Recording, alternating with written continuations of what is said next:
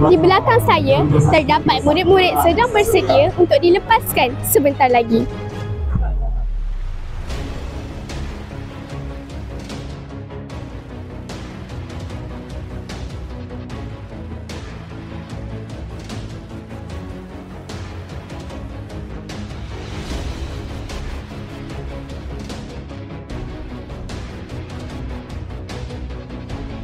Sebentar lagi acara akan dimulakan. Mari kita sama-sama menyaksikan pelepasan acara ini.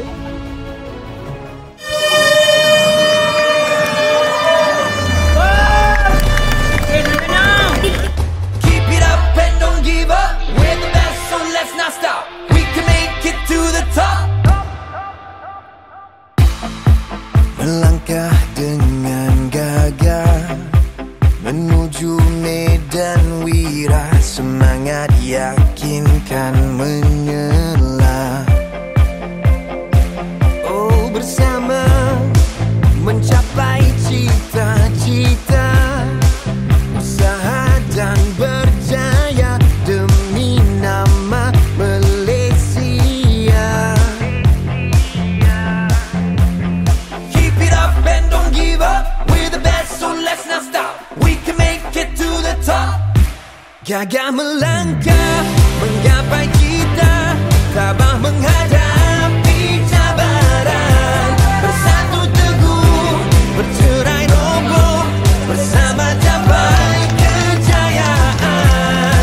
Oh, jiwa membara, takkan pudar semangat. Sekarang saya berada di garisan penamat. Beginilah suasana para peserta dan guru pengiring selepas menamatkan larian. Dengan gagah menuju medan wira, semangat yakinkan menyela. Oh, bersama Apakah perasaan awak selepas menamatkan larian tadi? Gembira. Baik.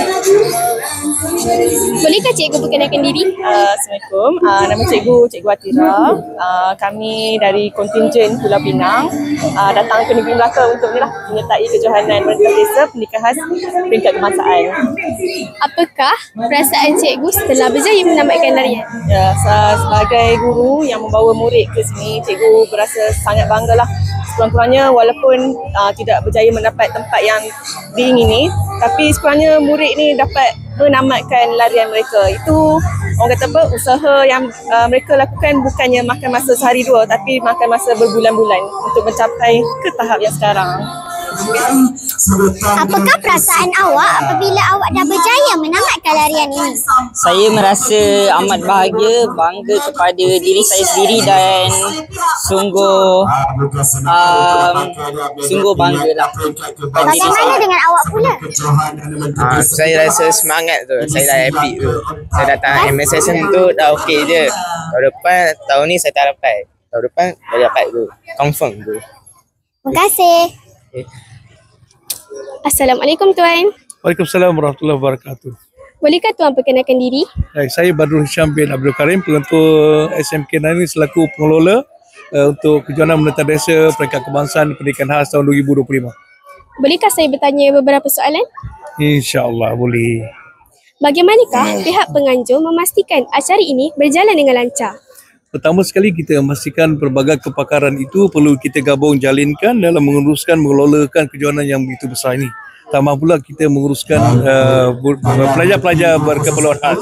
Jadi kita ambil kira pelbagai kepakaran supaya perjalanan pengelolaan ini berjalan dengan lancar dan baik. Terima kasih Tuan. Okey, baik. Terima kasih.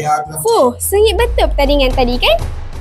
Macam mana kawan-kawan? Best tak? Kalau rasa best, jangan lupa like dan subscribe channel Tim TSS SK Lumantaha. melangkah dengan gagah menuju